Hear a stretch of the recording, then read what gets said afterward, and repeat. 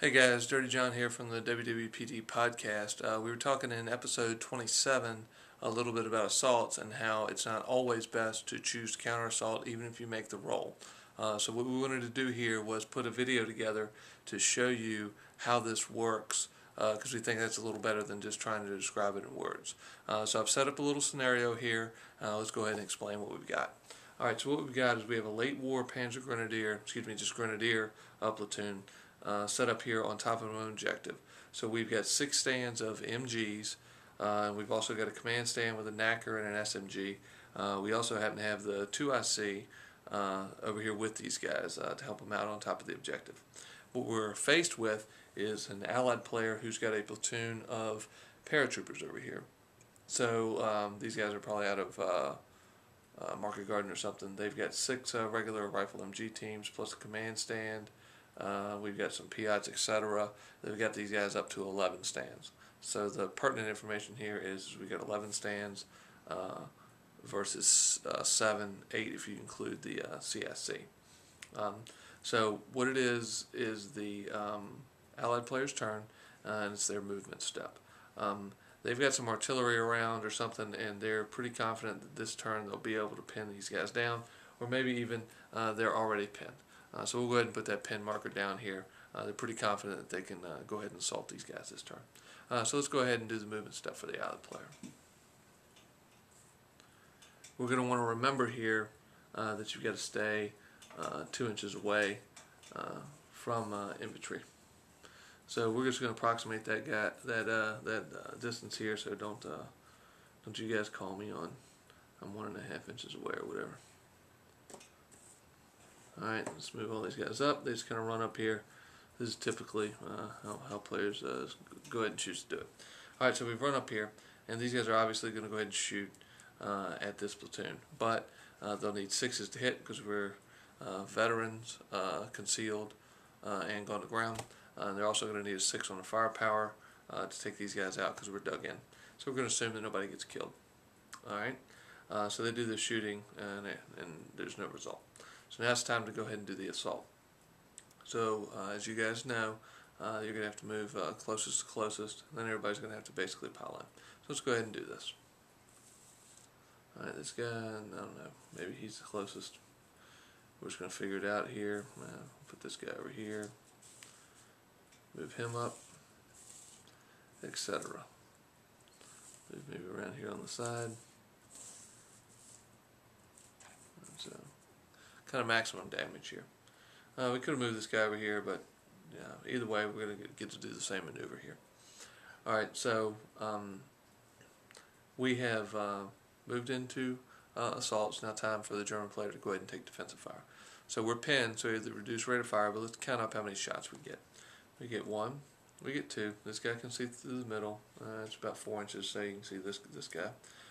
So 1, 2, 3, 4, 5, 6, 7. He doesn't get to shoot because he's just got an SMG. So we got 7 shots here, and we're going to need a 4 up to hit. So let's go ahead and assume that we hit with about half of them. So let's call it 3. And then they get a 3 up infantry save, so they'll fail 1. So let's go ahead and kill one guy. We'll kill this guy in the back here. Excuse me. So that's the result of defensive fire. Now it's time for these guys to swing.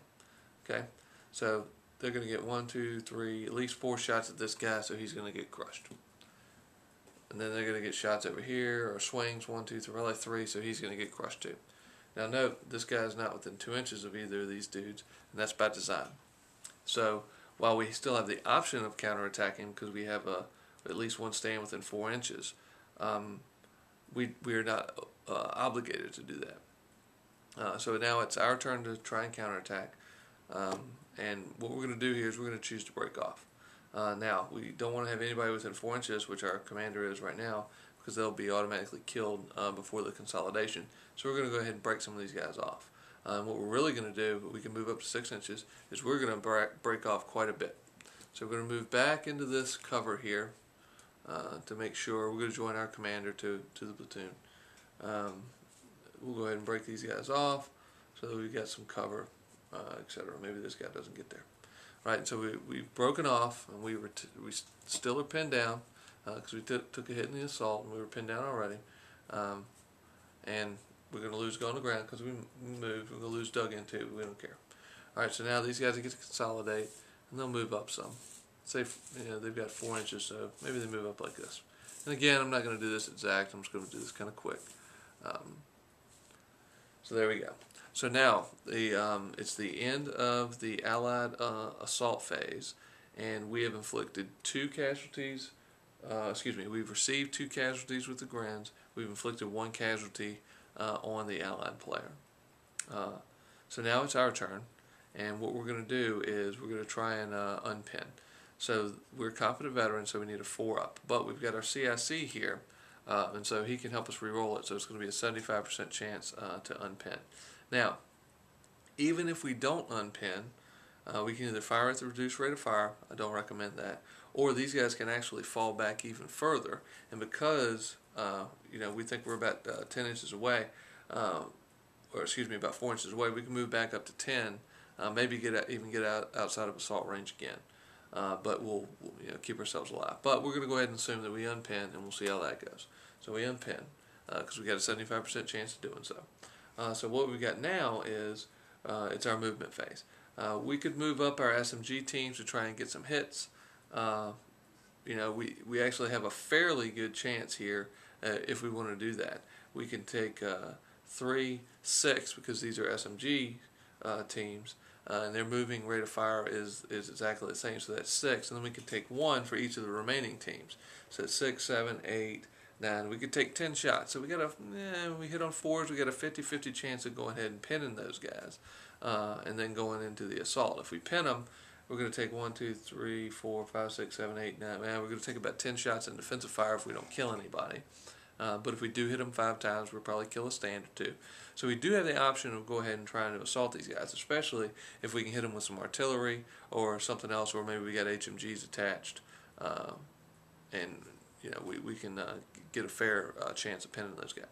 But for demonstration purposes here, what we're going to do is we're going to go ahead and shoot at them and see what the result of shooting would be. Okay, so we're not going to move. We're just going to go ahead and take our full rate of fire shots, and so that's 3, because we're MG teams, 3, 6, 9. We're going to take 12 shots at these guys. So we're going to hit on a 4, right, because they're veterans, but they're not gone to ground, so they don't get concealment, and we're on the edge of the woods, not in it. So that means we're going to hit those guys 6 times in shooting, and what's that mean? That means pin marker, okay? Now, if you're playing against Soviets, it's a little different. But if we take 6 shots, hit them, and pin them, that's great,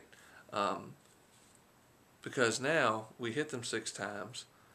They're going to take a 3-up save, so a third of those hits are going to kill. So they're going to lose 2 more guys. Say they kill Piats because there's no tanks around. So now, at the end of our shooting phase, they've taken 3 casualties and we've taken only 2. We've also pinned them, and so during their startup phase, they're going to have to try and unpin, which they're fearless, so they got a pretty good chance of doing that. But we're forcing them to make that die roll. Okay, and even if they do make that die roll, they can either sit there and shoot at us, but we have a higher rate of fire than they do, or they can try and take the moving rate of fire and assault us again. But they're going to have a bit of a challenge pinning us because they're only going to get 1, 2, 3, 4, 5, 6, 7 normal shots plus a Piat to try and pin us if they can't get artillery and other things in there. And even if they do, we're likely to get 1, 2, 3, 4, 5, 6 shots in defensive fire and kill a further 2 stands. Okay? And that's going to put them in a bad way because that'll put them down 5 before they even get to swing. Now, once they get to swing, if we don't pin them, they're probably going to do some severe damage to this unit and force us into morale check territory.